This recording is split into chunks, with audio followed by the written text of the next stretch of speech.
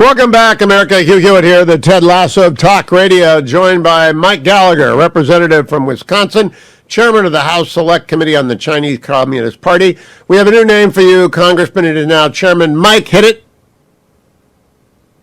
Hit it. Talking to me or do There's no failure in sports. That's your new middle name. That's it. There's no failure in sports. That's all we need. I'm just going to call you Chairman Mike. There is no failure in sports, Gallagher. So what do you think? Not even your insults can get me down today, because I hold in my hand, for your listeners who can't see, I hold in my hand the gavel of the great Mel Laird right here. The man from Marshfield, Nixon's Secretary of Defense. I have his gavel in the man who, according to Kissinger, preserved the sinews of strength in the Defense Department at a time when the overall pressure on the defense budget was for cuts. This power that this gavel gives me is unlimited, and not even you can spoil my mood, Hugh.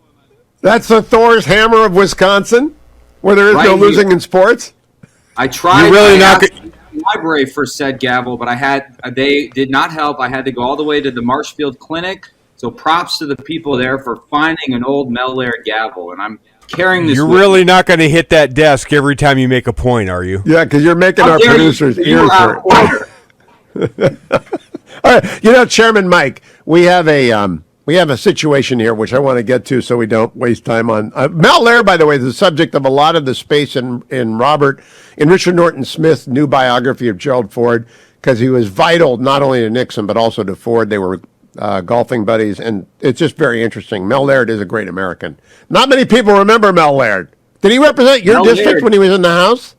No, he was not my district, but Mel Laird, before he died in my first campaign, wrote me 2 handwritten letters and included clips, one chapter from Dale Van Atten's biography with honor of Mel Laird, which talked about how he saved the Packers from extinction when he played a role in negotiating the merger of the leagues, and another clip that ranked the top 10 defense secretaries of the 20th century, and he was ranked, I think, 2 or 3. It's a phenomenal book, by the way, but that was, for me, as a 31-year-old running for Congress who's interested in defense and foreign policy, it was incredibly powerful. I didn't even know he was aware of my existence, and so I've long admired Mel Laird.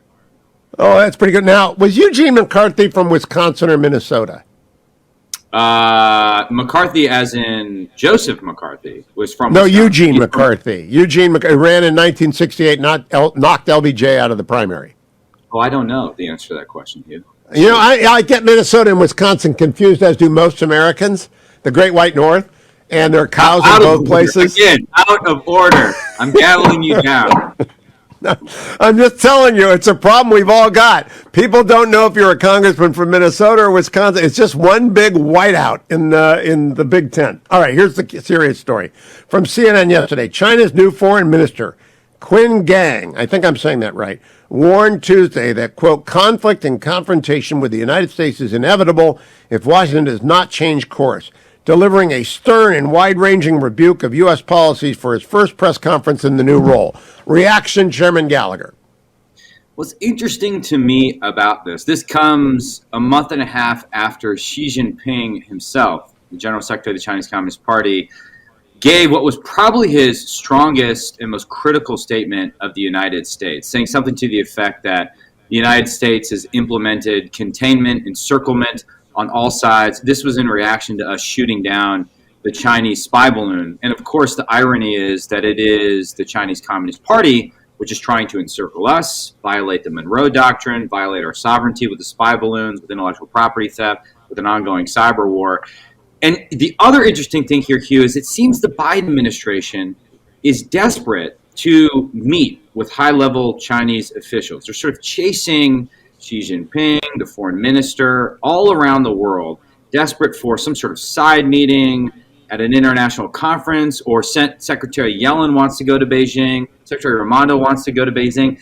Despite this, despite what folks like Matt Turpin have called their ardent suitor behavior, the CCP keeps rejecting it. They have no interest in engagement. And so to double down on the engagement hypothesis, as Secretary Yellen wants to do in the speech she gave 2 weeks ago, strikes me as insane, and it's not actually producing any moderation on the behavior of the Chinese Communist Party. One thing, and I'll stop here, Hugh, that Matt Pottinger said in our first hearing, which I keep thinking of whenever I hear statements like this from Chinese officials, is that the paradox of Marxist-Leninist regimes is that the more secure they are, the more aggressive they actually become. So it's as if the more we try and placate them and meet them on their own terms, the more they take advantage of that, they see it as weakness, and the more they test the limits, the more aggressive they become. Now, Chairman Gallagher, I'm not bothering you with domestic stories like the debt limit or the Donald Trump trial or anything like that, because I do want to focus always at least one segment a week with you on the threat. Now, Mike Turner was on yesterday, your chairman from House Intel, and it is a very real threat that he realized in the United States. But as I see the carnival go by, and I see all these different stories, whether it is Gene Carroll trial verdict, whether it is the NFL draft, we're not paying any attention. Nobody knows. Do you find that to be the case? You know, I think what's even more troubling, though, Hugh, is that within the military, within the organization that you think would be most attuned to the threat, it is my observation or hypothesis that we are still fundamentally on a peacetime footing. When, in order to avoid war, the Pentagon should be on a war footing, at least when it comes to the production of critical munitions. We still have this sort of peacetime, complacent mentality. And that's honestly, it's been a problem. If you look at sort of American history more broadly, you know, our gift tends to be for improvisation, for crisis response, for mobilizing after things go awry, whereas dictatorships struggle with that. The challenge we have today is that in order to avoid the crisis, we have to operate as if we're already in it in order to pre-position hard power west of the international date line.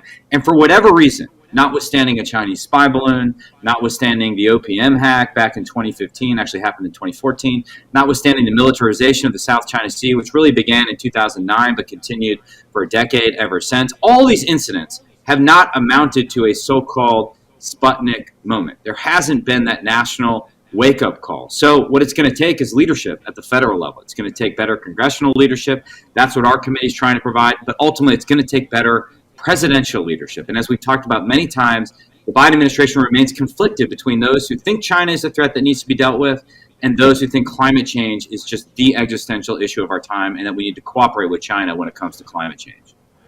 You know, Chairman Gallagher, I don't know if you've read the book The Sleepwalkers. It's by Sir Christopher Clark, Regents Professor at Oxford.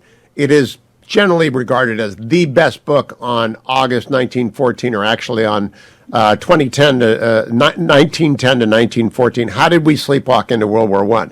Part of the problem was Great Britain did not telegraph its intentions to the Kaiser in Austria, the Austro-Hungarian Empire. They were all over the map. No one could figure it out, and therefore France didn't get it right. Russia didn't. It was under the Tsars then. Germany under the Kaiser, the Emperor in Austria. Nobody knew what Great Britain was going to do. It's confused as can be. It's quite scary to read it 110 years later. We're doing it again. Nobody knows what we would do if China rolls out. How do we fix that? Well, I mean, I've argued for strategic clarity when it comes to Taiwan. I think it would actually have a stabilizing impact across the Taiwan Strait.